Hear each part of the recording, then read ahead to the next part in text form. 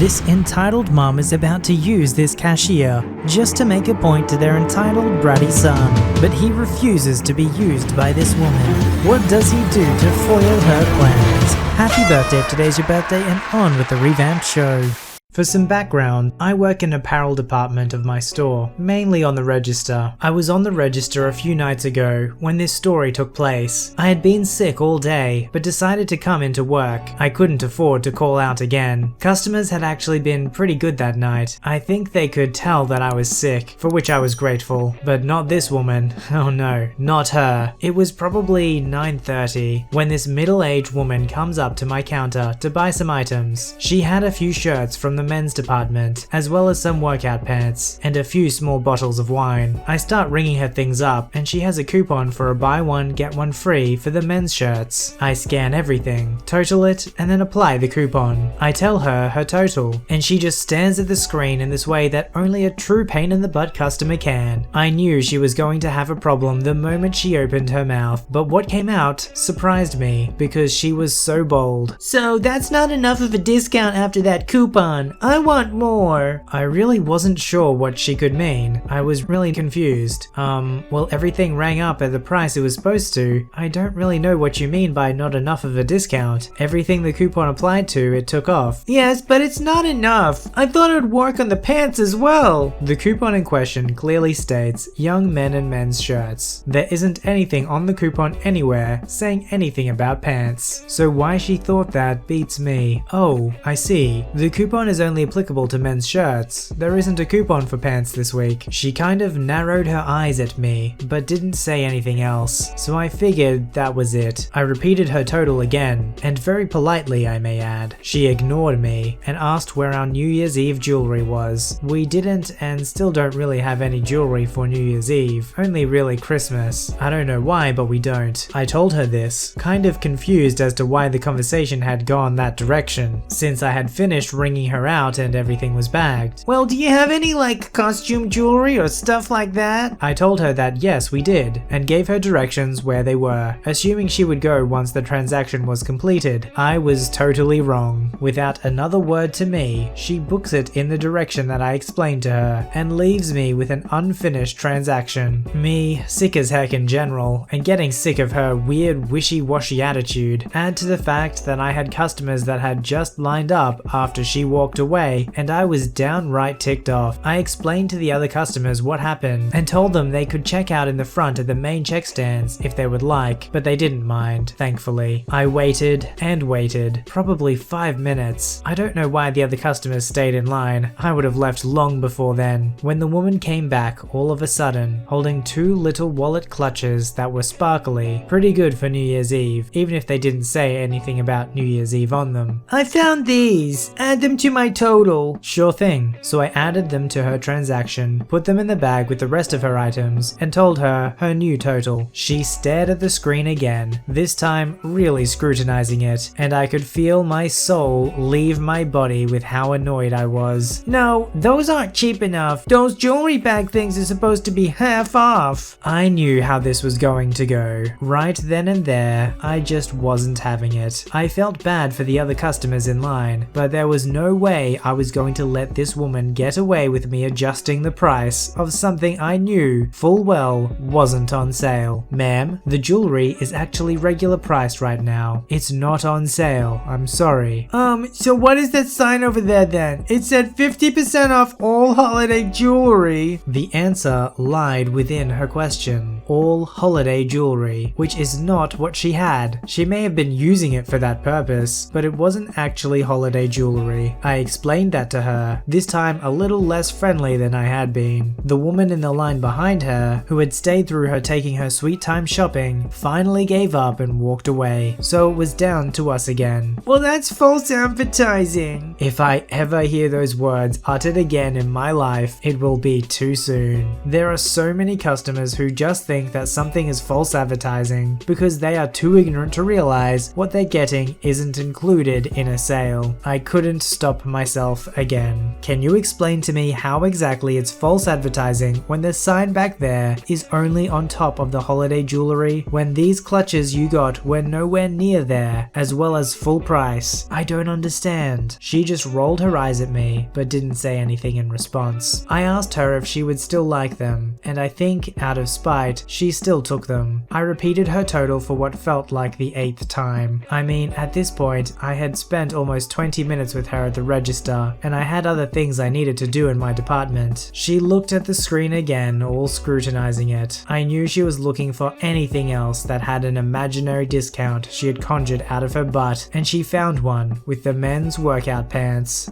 Yeah, so those pants were supposed to be 50% off. It was like she had to get something discounted. There was no way she was going to leave without getting something for cheaper than our already insane sale prices. Also, our men's workout pants, especially the brand she had, were definitely not 50% off. They were 30%, and the reason I know that is because I had set the ad for men's athletic wear that week. Ma'am, I'm sorry to inform you, but no, they're not. They're only 30% off this week. I set the ad myself, and I definitely remember that. She just sighed heavily, definitely annoyed, but at least she didn't fight it. I waited for her to scrutinize the screen even more, but alas, she finally pulled money out of her monstrosity of a purse. I almost cried from joy. Right as she was about to hand me the money for the purchase, she did something so unthinkable, I'm still unable to fully process it. She looked at the screen one last time, looked at me, then the bagged merchandise, put her money back in her wallet and said, "You know what? I don't really want any of this stuff anymore. You've argued with me over every price I've told you, and it's just made it so I don't want to give you my money. You've lost a customer." I'm so sorry you feel that way. However, this is a business, and I can't just take your word for every price you think something should be, especially when I set the sales ad myself. If you think something should be cheaper, maybe customer service would be the better way to go. Hope you have a better night. I'm just saying, if a customer tells you something is cheaper, you honor it. Now, I did something very unprofessional here, and going to be honest, I shouldn't have said what I said, but I had been sick all week, and I was very angry, and just wasn't having it. Let me stop you there. I will never take a customer's word for it, or honor a price blindly. Expecting me to just do that, especially with such large adjustments, is ridiculous. You've had an issue with everything I've rung up for you, because you didn't read the sales sign accurately, and that is not my fault. I won't adjust prices for you because you choose to ignore and pick and choose what you want. Have a good night. I stayed at my register as she walked away. I honestly expected her to go straight to customer service, but instead she walked out the door. She had muttered quite a few rude remarks, but I didn't care. I was too ticked off. Yes, I shouldn't have said what I said, but I'm sorry. This is a business. I don't care that you think I should honor random prices you pull out of your butt because you want stuff to be cheaper. If you want cheaper prices, you know where to shop, and it's not at my higher end store. People have been getting very shady lately with prices and haggling, and I'm not doing it. I think I could have handled the situation better, but honestly, what else was there to do? I had to stick to my guns, and I'm glad I did. If I get talked to by my manager, I'll just explain what happened, and I know they'll have my back. I'd rather lose a sale from an illiterate thief who would only be paying half the price than an honest customer who actually reads the sales and pays attention, as well as the regular price, and who doesn't try to swindle my store. Okay, we get it. Everybody wants to get a good deal. If you've got a coupon, you want to get the best value that you possibly can. But playing ignorant only goes so far. Surely this woman knew that she was pushing the boundaries, and this definitely wasn't the first time she's done it. It's almost like she wanted to punish the store by not buying it in the end. She was basically saying, you need to give it to me at the price that I want, or else I'm just gonna waste your time and then not actually buy it. And she'll just go to the next store and try it all over again. And maybe she does it 10 times in a row, and maybe one of them it works. Is that really worth your time and embarrassing yourself in front of so many people? Yes, stores like that might have a lot of customers, but they remember the bad ones and they look out for them. So next time you go into that store, they're going to watch out for you, and their tolerance is going to be a lot less.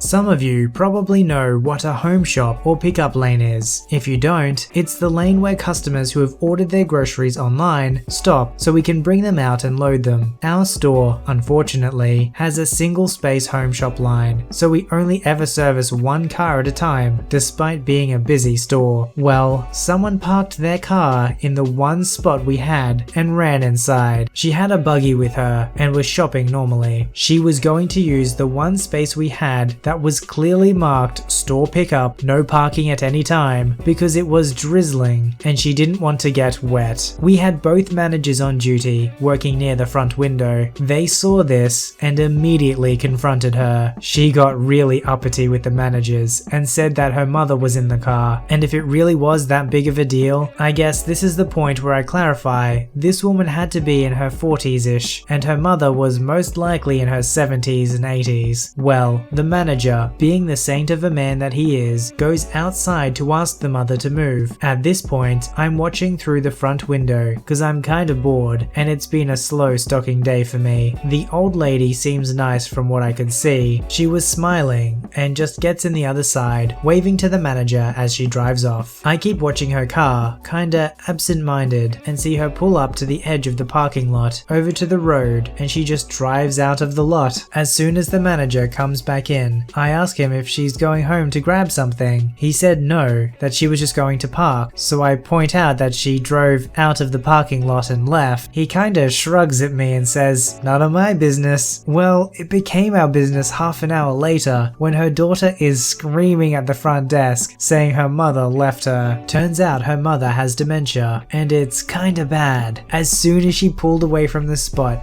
she completely forgot why she was at the store and just went home. The daughter couldn't get her mother to answer the phone and was trying to blame us for her mother leaving. I don't know how they handled this, but I just couldn't help but laugh to myself. This woman was so rude to us when she walked in and ignored all our clearly posted signs. Her inconsiderate behavior got her ditched at our store, and on some weird level, I find that beautiful. It's almost a tale of petty revenge, but it's just kind of a cosmic accidental happening. You can just imagine the old woman being approached by the manager. "I'm sorry ma'am, you're gonna have to move this car." "Oh, okay then." And she just backs out and it's like, "Oh, why am I at this store? How embarrassing. I better drive home." You have to feel bad for people who have dementia. They probably try so hard to fix problems that aren't really problems and then end up creating more problems. And at least in this case, it was a problem created for a rude lady. I work on checkouts, and the funniest thing I witnessed was my work friend being put in a similar situation with a mum and a child. So here's what happened. While the mother and son were going around the store doing their regular grocery shop, the son was eating a few sweets from the pick and mix section, and his mother caught him doing that and was not happy. We honestly don't care if customers eat a few pieces from the pick and mix. They're priced by its weight, so we don't keep count of every chocolate coin or chocolate covered raisins and all those. When she made it to the checkouts, she was telling off her son for doing that, and the poor boy was crying his eyes out, looking terrified as he and his mother were getting close to having their groceries scanned. Here's what I overheard. The mother to my work friend. "Excuse me, but my son has been very naughty, and I think you should get the big security man over there to take him away." The little boy cries out of fear. My work friend looking confused. Why? What's happened? Did you see anyone who could be shoplifting?" The mother to her son. "Well, tell that man what you did." After me overhearing this, I had to watch as my back was turned. I saw the boy crying and trying to tell my work friend what he did, but because he was crying, he couldn't get a word out of him. Poor little guy. "He's been eating some sweets out of your pick and mix, which haven't been paid for." She turns to her son. "Go on, apologize to the man. He's not happy with you." My work friend just nervously smiled and thought, I'm thinking the mother was hoping my work friend would tell her son off as if she asked him to help parent the boy. My work friend couldn't think of anything to say. "Oh, it's okay buddy, you gotta try before you buy, right?" He couldn't stand the little boy crying and he wanted to make him feel better. But then the mother just quickly yelled at the little boy. "No, that's not alright, that's stealing. Don't ever do it again." She leaves and I just sat there laughing. Advice for parents, don't ever drag us into your parenting. And I think that's the moral of this story, is the fact that they're being brought into the parenting. Because had the roles been a bit different, let's say the mother was very indifferent to the child grabbing food from the pick and mix, and let's say the cashier cashier was like, no, you gotta pay for that, then this story would have been a completely different one. So the criticism isn't that the mother's trying to teach the child not to steal or is taking it too seriously, it's the fact that she didn't have the ability to go down to the child's level and communicate with them. Ask them first, why did you take that? Do you know that it doesn't belong to you? It's always best to assume that they don't understand first. That goes for any relationship where someone's made a mistake. And the second thing is, she couldn't do the disciplining herself. She wanted to outsource it to everyone else except for taking responsibility for her own child. And that's why everyone else felt uncomfortable. They don't know the right thing to say to them. Maybe what the kid did was wrong. Maybe what he did was pretty harmless from his perspective. But until parents start trying to communicate to their children, understand them first before they discipline them, we're going to continue to get generation after generation of entitled parents. Submit your story to be read on the channel at voiceyherestories@gmail.com and join our Voicey veteran community at r/VoiceyHere. Don't forget to like, subscribe, and hit that bell to never miss an episode. Alright, Voicey veterans, I'll see you in the next one.